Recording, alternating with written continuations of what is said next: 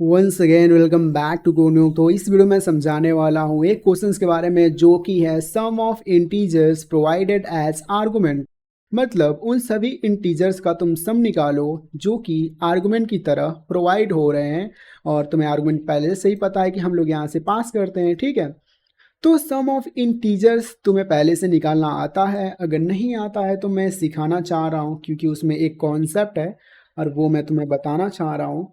तो मान लो तुम्हें अगर सम ऑफ आर्गुमेंट्स बोले तो सम ऑफ इंटीजर्स निकालना है, तो उसके लिए सबसे पहले तुम्हें एक एरे तो होना चाहिए तुम्हारे पास, और एरे है तो उसका कुछ साइज भी होना चाहिए।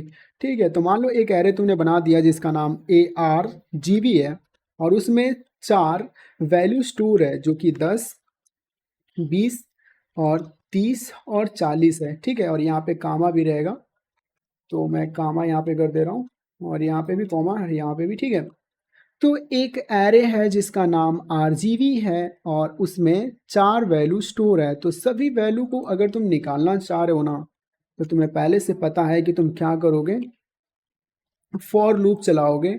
और ये फॉर लूप 0 से स्टार्ट होगा, मतलब 0 वाले इंडेक्स से स्टार्ट होगा और कहाँ तक चलेगा, लास्ट इंडेक्स तक। तो लास्ट इंडेक्स कौन है, 3 है। तो 0 से 3 तक चलाओगे तो तुम्हें क्या करना पड़ेगा, यहाँ पे 4 लिखोगे तभी तो 3 बार चलेगा, क्योंकि चौथी बार तो ये चलता ही नहीं है। तो सिंपली मैं क्या कर रहा हूँ, इसको प्रिंट करा ले रहा हूँ। और प्रिंट कराने के लिए तुम्हें पहले से पता है, तुम क्या करते हो, %d लिखते हो और एरे का नाम लिखते हो और यहाँ पे आई लिखते हो। तो जैसे ही तुम यहाँ पे आई लिखते हो ना, तो मालूम है क्या होता है, जब पहली बारी लूप चलेगा ना, तो यहाँ पे i = 0 होगा। जब 0 होगा ना तो इसको प्रिंट करेगा। फिर जब दूसरी बारी जब लूप चलेगा तो i = 1 होगा। जब i = 1 होगा तो इसको प्रिंट करेगा। ऐसे ही जब i = 2 होगा तो इसको प्रिंट करेगा। i = 3 होगा तो फिर इसको प्रिंट करेगा। i = 4 होगा तो ये फॉल्स हो जाएगा कंडीशन, फिर चलेगा ही नहीं। तो आई थिंक तुम समझ गए होगे कि यार मैं क्या कहना चाह रहा हूँ। तो सिंपली मैं इसको क्या कर रहा हूँ, प्रिंट करा देना चाह रहा हूँ। और जैसे ही मैंने प्रिंट कराया ना, तो 10, 20, 30, 40 सब कुछ प्रिंट हो गया। लेकिन तुम सोच रहे होगे यार तुम तो सिखाने वाले थे सम ऑफ इंटीजर, तो भाई वो भी ले लो। अगर तुम्हें सम ऑफ इंटीजर प्रिंट करना है तो सबसे पहले तुम्हें सम = 0 करना पड़ता है। सम को तुम 0 से स्टार्ट कर रहे हो, और यहाँ पे तुम क्या करते हो, यहाँ पे तुम लिखते हो सम प्लस AR एरे का नाम, और उसमें तुम आई दे देते हो। ठीक है, और जैसे तुम आई देते हो, अब इसको तुम्हें बाहर प्रिंट कराना होता है। और यहाँ पे 1 मिनट, यहाँ पे कुछ छूट रहा था जो कि है कॉमा। ठीक है, कॉमा देना बहुत ज़रूरी है यार। और यहाँ पे हमें अब क्या प्रिंट कराना है, सम। तो मैं सम प्रिंट करा ले रहा हूँ। तो अब तुम देखो ये कैसे एक्चुअली काम कर रहा है। तुम्हारे पास एक एरे है, एरे में कुछ एलिमेंट है, उसके बाद से तुमने सम = 0 कर दिया। एक लूप है जो कि चलने वाला है 0 से लेकर 3 तक। तो जैसे ही पहली बारी लूप चलेगा तो सम = 0 और आर्गुमेंट 0, तो 0 वाले स्थान पे कौन है, 10। तो 0 + 10 = 10। ठीक है, अब सम यहाँ पे 10 हो चुका है। यहाँ पे ध्यान रखना, सम अब 10 हो चुका है। जब दूसरी बारी लूप चला ना, तो यहाँ पे अब 10 था, अब 10 आर्गुमेंट 1 वाले स्थान पे कौन है, 20। तो 10 + 20 = हो गया यहाँ पे 30। अब जब यहाँ पे i = जब 2 हो गया, तब लूप चला ना, जब 2 हुआ था तब लूप चला, तो मालूम है क्या हुआ, यहाँ पे 30 था और यहाँ पे था 2, और 2 वाले पे कौन था, 3। तो 30 + 30 = हो गया 60।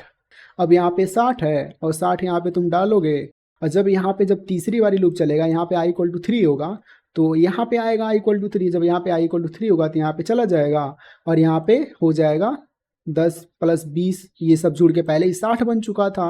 ठीक है, तो 60 + 40 = कितना हो जाएगा, 100 हो जाएगा। और 100 को उठा के क्या करेगा, यहाँ पे प्रिंट कर देगा। तुम देखो तो प्रिंट भी कर दिया उसने 100 को। तो ऐसे ही वो काम करता है, ऐसे ही सम करता है। तो तुम ये भी सोच रहे होगे कि यार कि हाँ 0 से लेके हम लोग 4 बार चला सकते हैं। तो ऐसा भी तो कर सकते हैं, हमें सिर्फ 4 ही बार चलाने से मतलब है ना। तो मैंने ऐसा भी कर दिया, 4 ही बार तो चल रहा है, 0, 1, 2, 3, तो ठीक है ना, फिर तुम ऐसा भी करो, फिर भी आंसर वही आएगा। अब मेन टॉपिक पे आते हैं। तुमने सम ऑफ इंटीजर निकालना तो सीख गए यार तुम, यार इतना तो करना सीख गए। अब तुम सोच रहे हो ना कि ये जो एरे है ना, एरे तो यार यहाँ पे भी होता था, तो वैसा हम फिर से कर लेते हैं ना, दिक्कत क्या है, बस एक ही लाइन तो हटाना है। इसके जगह पे हम लोग क्या लिख देंगे, इसके जगह पे इसको कंट्रोल सी करके और यहाँ पे पेस्ट कर देंगे। और जो काम ये कर रहा है ना, वही काम अब ये करेगा। यहाँ पे जो साइज है वो यहाँ से आ जाएगा, और ये जो एरे है ना, एरे कौन सा है, 1 मिनट कहाँ खो गया, यहाँ पे ये जो एरे है ना, वो एरे यहाँ से आ जाएगा। फर्क बस कुछ नहीं है, फर्क बस एक लाइन का था। तो यहाँ पे तुम्हें साइज तो चेंज करना पड़ जाएगा यार। अब तो यहाँ पे तुम्हें साइज यहाँ से आता है ना, तो इसको मैं क्या कर रहा हूँ, यहाँ पे इसको हटा के कॉपी कर ले रहा हूँ। और यहाँ पे अब हमें हटाना पड़ेगा, इक्वल टू हटाना पड़ेगा, क्योंकि अभी मैं बताऊंगा क्यों हटाना पड़ेगा, उस पर तुम ज़्यादा ध्यान मत दो। क्या मैं इसको हटा दूं, क्योंकि इसका जो मतलब है ना वो इसका मतलब है यार, तो दोनों को रख के कोई मतलब नहीं है। फिर भी रहने दो, रहने दो, देख देख के समझो। तो अब हमें बारी आती है वैल्यू को पास करने की, क्योंकि यहाँ पे तो हम लोगों ने मैनुअली वैल्यू को पास किया था, लेकिन यहाँ पे ना हम लोग टर्मिनल से वैल्यू को पास करेंगे। तो टर्मिनल से वैल्यू को पास करने के लिए तुम्हें बहुत आसान है यार। तुम सबसे पहले क्या करो, जीसीसी लिखो और फाइल का नाम लिखो, उसके बाद से आउटपुट लिखो, उसके बाद से करो फिर से डेटा। अब ये थोड़ा गलत बता रहा है, 1 मिनट मुझे चेक करने दो यहाँ पे दिक्कत क्या हो रही है। यहाँ पे एक प्रॉब्लम थी, शायद मैंने ध्यान नहीं दिया था। ये जितने भी होते हैं ना, जैसे कि हमने इंट एक एरे बनाया जो कि इंटीजर था, तो जितने भी वैल्यू स्टोर हो रहे थे ना वो सारे इंटीजर थे। रुको मैं तुम्हें दिखा भी दे रहा हूँ। तो यहाँ पे मैं हॉवर कर रहा हूँ ना, तो ये इंट बता रहा है, यहाँ पे मैं हॉवर कर रहा हूँ, ये इंट बता रहा है। लेकिन जो वैल्यू हम लोग यहाँ पे स्टोर कराते हैं ना, वो इंटीजर नहीं होता है ना यार, वो इंटीजर नहीं होता है, वो होता है स्ट्रिंग। तो जो स्ट्रिंग है ना, उसको हम लोग को इंटीजर में कन्वर्ट करना पड़ेगा। और उसके लिए एक फंक्शन आता है, शायद मैंने बताया नहीं था पहले, तो रुको मैं तुम्हें बता ही देता हूँ। एक फंक्शन आता है जिसको हम लोग बोलते हैं अटोई, ATOI। अरे जो अटोई नाम का फंक्शन है ना, वो मालूम है कहाँ से आता है, एक लाइब्रेरी से आता है। उसको भी हम लोग को इंक्लूड करना पड़ेगा, जो कि है stdlib.s, ठीक है। तो ये जो अटोई नाम का है ना, वो यहाँ से आता है। तो अटोई का काम मालूम है क्या होता है, ये जो स्ट्रिंग है ना, मतलब जितने भी नंबर यहाँ पे डालोगे वो तो स्ट्रिंग में कन्वर्ट हो जाता है। तो उस स्ट्रिंग को ना हम लोग क्या करने वाले हैं, फिर से नंबर में कन्वर्ट करने वाले हैं, और बाकी हमारा काम हो जाएगा। तो इसको मैं क्या कर रहा हूँ, फिर से कॉपी कर ले रहा हूँ और यहाँ पे पेस्ट कर दे रहा हूँ, ठीक है। और जैसे मैंने पेस्ट किया, उसके बाद से एक कमांड तो चल गया। अब दूसरा कमांड हमें चलाना है data.exe, और यहाँ पे हम लोग 4 वैल्यू पास करेंगे, जैसे कि 10, 20, 30, 40। और जैसे मैं इंटर कर रहा हूँ तो यहाँ पे आंसर आ जा रहा है 100। तो एज इट इज़ जैसा हम लोगों ने पहले, एक मिनट ये हटा के मैं दिखा रहा हूँ।